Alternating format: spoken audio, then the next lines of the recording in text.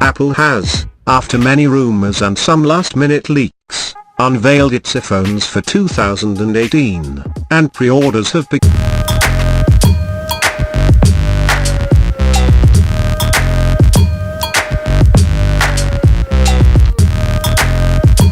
The XS screen is a minor upgrade to the iPhone X's.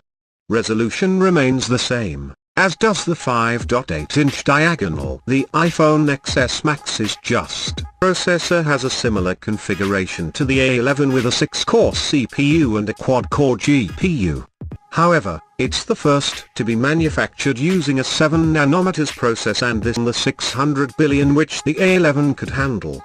In practice this means apps launch up to 30% faster, but apps which use machine learning also benefit from this extra performance. Water resistance has been improved to IP68, up from IP67, so you can leave it submerged at a depth of 2 meters for 30 minutes. And it won't just survive fresh water. Apple has also tested it in orange juice, tea, wine, beer and salt water cameras. On the surface, specs look the same as the iPhone X, as do the cameras themselves. But the main sensor in the wide-angle camera is bigger and houses larger pixels. Sensors, processors, algorithms, smart HDR, bokeh and depth control. Enhanced portrait mode selfies. More low-light detail.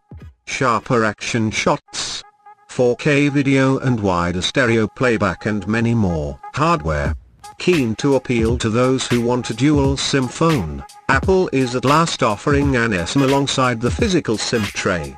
This is new technology for iPhone, but eSIMs have been in Apple Watch and iPad for some time. Battery life has been improved, and Apple says the iPhone XS and XS Max have biggest ever batteries in an iPhone.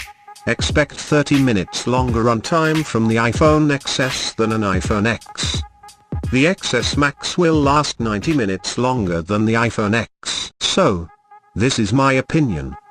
If you like this video then hit the subscribe button and don't forget to hit the bell icon too.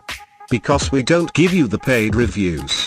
We want to give you the actual fresh review so that you don't be fooled by using any devices. And if you have any questions, comment below. Thank you so much. See you in next video. Bye bye.